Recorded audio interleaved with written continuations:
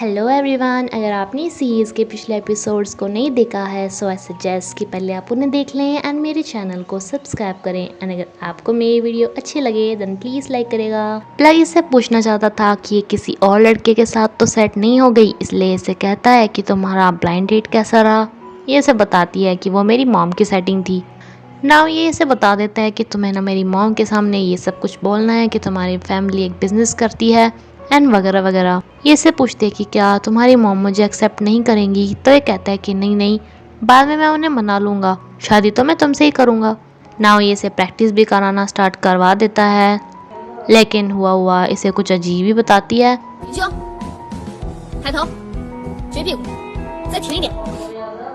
इसकी मालकिन इन्हें बताती है कि आज इस घर का लड़का यहाँ पे आ रहा है तो तुम्हें कोई अच्छी सी डिश बनानी है। एंड ये यहाँ पे आके देखती है कि लड़का तो हमारा हीरो ही है, जिसपे चुपचाप अंदर चली जाती है। लेकिन ये अंदर से ड्रिंक लेने के बहाने जाता है एंड इससे पूछता है कि तुम यहाँ पे क्या कर रही हो, तुम्हारी जॉब तो मैं उसने रिसेप्शनिस्ट की लगाई थी ना। ये इसे बताती है कि वो तो उसी दिन ही हट गई थी। ये इससे पूछता है कि फिर तुमने हम में से किसी को क्यों नहीं बताया, तो इसे कहती है कि मुझे ऋषि के बैग के पैसे लौटाने हैं, साथ में रेंट के भी पैसे देने हैं, इसलिए मुझे ये करना ही पड़ा। पर प्लीज़ तुम माउस को इस बारे में मत बताना, उसे काफ़ी बुरा लगेगा। तुम कहते हो तो मैं आज इस जॉब को छोड़ दूंगी, लेकिन ये इसे कहता है कि ये तुम्हारी जॉब है, तुम जब इतनी मेहनत से पैसे कमाती हो तो तुम्हें किसी से भी डरने की कोई ज़रूरत नहीं, ना ही एम्बेरसमेंट फील करने की। तुम कॉन्फिडेंस के साथ यहाँ पे रहो। ये घर के लिए शॉपिंग करने आती है जहाँ पे इसका कोई सामान छूट गया था। ये एक आंटी को बोल के कि आप मेरी यहाँ पे जगह बचा के रखना, अपना सामान लेने चली जाती है। लेकिन इसकी जगह पे एक खड़ूस सी लेडी आके लग जाती है, जो कि लड़ना स्टार्ट कर देती है कि ऐसे थोड़ी ना कोई यहाँ पे सामान रख के अपनी सीट रिजर्व करा लेगा। एंड बेचारी वैनजिंग को भी पीछे ही भेज देती है।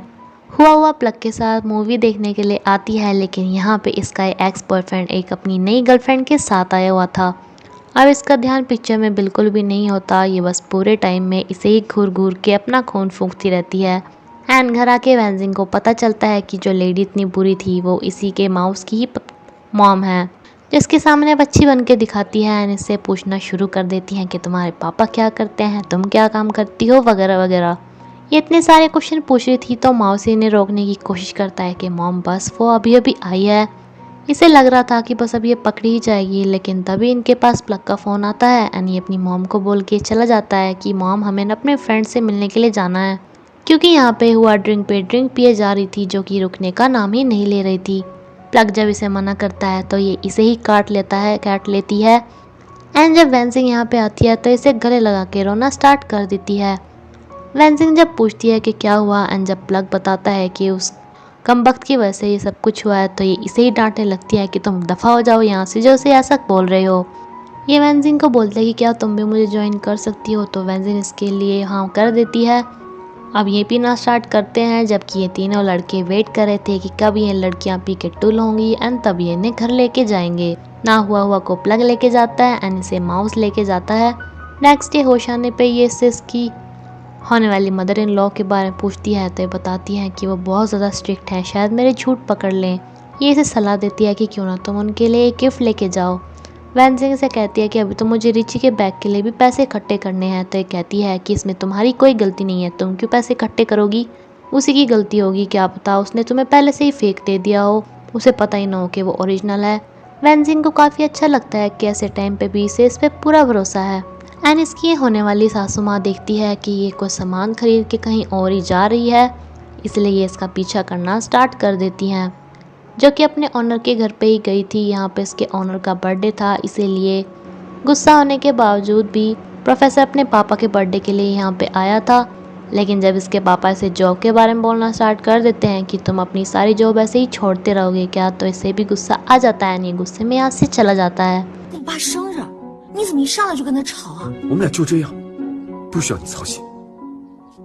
माउस की मॉम इसे बताती है कि इसने वैनजिंग को देखा था, जो कि किसी के घर सब्जियां लेकर जा रही थी, जिस पे माउस कहता है कि वो अपनी कलीग का कोई काम कर रही होगी, उसकी हेल्प कर रही होगी। लेकिन इसकी मॉम को इस बात पे यकीन नहीं आता। तभी वैनजिंग यहाँ पे आती है, जो इनके लिए एक स्कार्फ लेकर आती है, लेकिन इन्हें स्कार्फ बिल्कुल पसंद नहीं आता बिकॉज इन्हें काफ़ी सस्ता लगता है। नेक्स्ट डे जब वैनजिंग अपने काम के लिए निकलती है तो माउस इसके ऑफिस में फ़ोन लगाता है जो कि इसे बताते हैं कि वेंजिंग नाम की कोई भी लड़की यहाँ पे काम नहीं करती। इसे समझ में नहीं आता कि जब वेंजिंग काम पे नहीं जाती है तो फिर आखिर वो जाती कहाँ पे है। रिची अपने कुछ एम्प्लॉयज से सुनती है कि जो इनका बॉस है उसका कैरेक्टर काफ़ी ख़राब है, जो कि लड़कियों का फ़ायदा उठाता है, जिसके लिए सबूत इकट्ठा करना स्टार्ट कर देती है।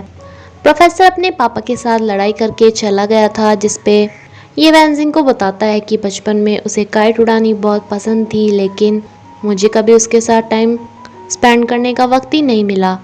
सो वैनजिंग प्रोफेसर को आके कहती है कि क्या तुम मुझे काइट उड़ाना सिखा सकते हो। एंड काफ़ी रिक्वेस्ट के बाद जब ये काइट उड़ाने के लिए आता है तो ये देखता है कि इसकी पापा भी यहीं पर ही आ रहे हैं। इसे समझ में आ जाता है कि वैनजिंग ने इन सबको बुलाया है, इसलिए गुस्से में यहाँ से चला जाता है। लेकिन अकेले में ये सोच रहा होता है कि आखिर वैनजिंग इसकी हेल्प क्यों कर रही है, वो इसकी इतनी केयर क्यों करती है। माउस इससे पूछता है कि तुम्हारे काम पे सब कुछ ठीक तो है ना, मॉम ने तुम्हें कल सब्जियां ले जाते हुए देखा। तो ये इसे झूठ में ही बहाना मार देती है। लेकिन माउस को पता चल गया था कि ये इससे झूठ बोल रही है, क्योंकि इसने तो इसके ऑफिस में फ़ोन किया था। हुआ का अपने ब्रेकअप के वजह से काम में मन नहीं लग रहा था, ऊपर से इसने अपने बॉयफ्रेंड को किसी और लड़की के साथ भी देखा था। तो इसके काम से नाखुश होकर इसकी बॉस इसे जॉब से निकाल देती है। ये काफ़ी सैड मूड में नदी के किनारे आके खड़ी हो जाती है, जिसपे इसका एक्स डर जाता है। इसे कहता है कि प्लीज़ यहाँ पे जंप मत करना, लेकिन ये इसे बताती है कि मैं यहाँ पे जंप करने नहीं, तुम्हारा दिया हुआ सामान फेंकने के लिए आई हूँ। तुम जैसे के लिए मैं क्यों मरूंगी। माउस प्रोफेसर से अपने मन की बातें शेयर करता है कि वैनजिंग की जॉब हट गई, लेकिन उसने मुझे बताया ही नहीं। एना वो पता नहीं कहाँ पे काम करती है। प्रोफेसर को सब कुछ पता था, तो ये इसे समझाता है कि उसकी कोई मजबूरी होगी जो वो तुम्हें नहीं बता सकती।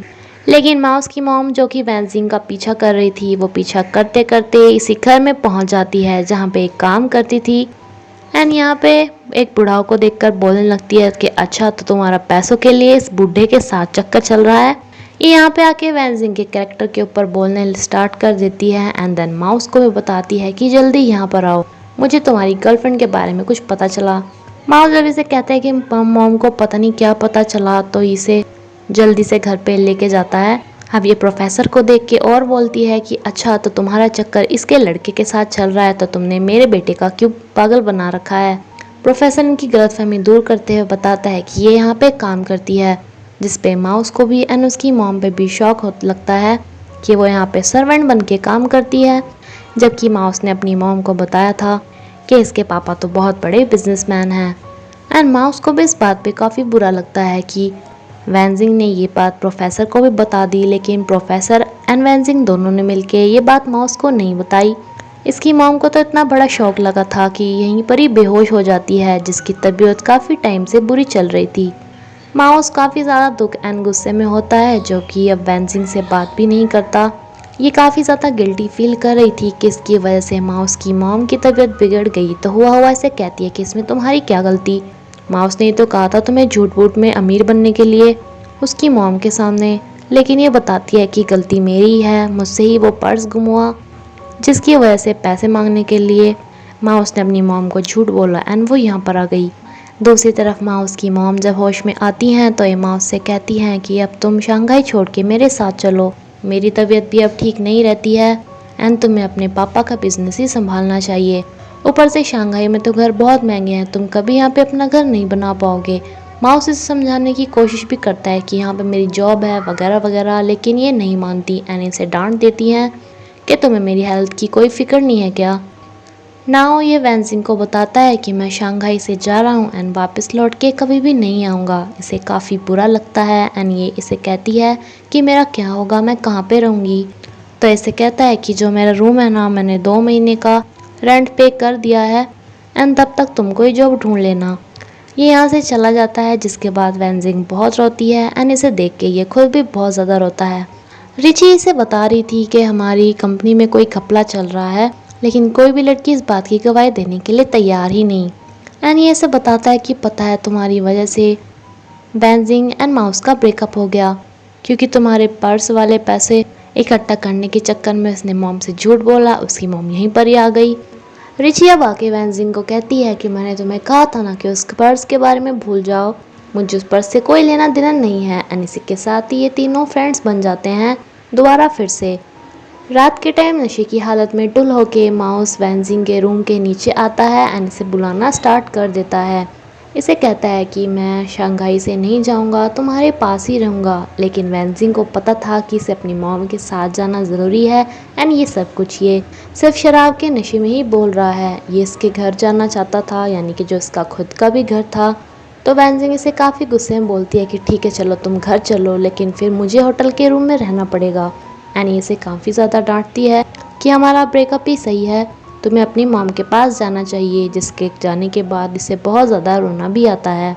जैसे कि इसके पास कोई जॉब नहीं थी तो अब ये यूनिवर्सिटी में पढ़ाना स्टार्ट कर देता है फाइनेंस का सब्जेक्ट। माउस यहाँ से अपनी फेयरवेल वाली पार्टी लेके अपने शहर में वापस चला जाता है एंड ये अपनी वो सर्वेंट वाली जॉब छोड़कर अब नई जॉब ढूंढना स्टार्ट कर देती है, जिसके पास इतनी क्वालिफिकेशन तो नहीं थी। लेकिन एक बॉस इसे यहाँ पे रख लेता है।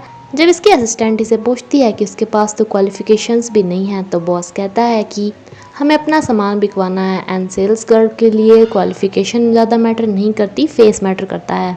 वेंजिंग को एक सुपीरियर मिलती है जो कि इसे बताना स्टार्ट करती है कि इसे कहाँ कहाँ पे जाके वाइन बेचनी है। रिची ने अपने बॉस के खिलाफ कुछ सबूत इकट्ठे किए थे जो कि ये यहाँ के सीईओ को दिखाती है, लेकिन सीईओ उसे तो कुछ भी नहीं बोलता। ऊपर से रिची को एक हफ्ते की छुट्टी के लिए भेज देता है। वेंजिंग काफ़ी मेहनत के साथ वाइन्स की सेल्स कर रही थी, जिसका नंबर आज सेल्स लिस्ट में टॉप पे आता है। अपनी सुपीरियर के बताए हुए एक जगह पे ये जाती है जहाँ पे सुपरमार्केट का ओनर इसे कहता है कि वाइन तो मैं तुमसे ले लूँगा, लेकिन उससे पहले तुम्हें मेरे साथ डिनर करना होगा। लेकिन जब ये इसके साथ डिनर करने के लिए जाती है तो ये इसे अपने रूम पे आने को बोल देता है, जिस पे वेंजिंग इसे डांट के यहाँ से चली जाती है। लेकिन वापस अपनी कंपनी पे आने पे इससे एक लड़की लड़ाई करना स्टार्ट कर देती है कि तुम्हें पता है सुपरमार्केट के कस्टमर मेरे हैं, तुम अपनी सेल्स बढ़ाने के लिए मेरे कस्टमर्स को नहीं छीन सकती। यानी सबके सामने से बदनाम करना स्टार्ट कर देती है। वेंजिंग को समझ में नहीं आता कि इसे तो उस जगह पे जाने के लिए इसकी सुपीरियर ने भेजा था, तो उसे इसे बताना चाहिए था ना कि वो किसी और के कस्टमर हैं।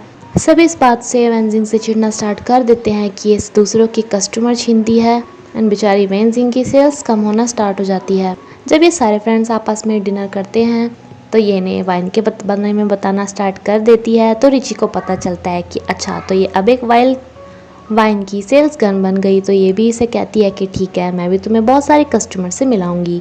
एंड इसी के साथ एपिसोड यहीं पे खत्म होता है फ्रेंड्स। अगर आपको मेरी वीडियो अच्छी लगे तो प्लीज़ लाइक करेगा। Thank you.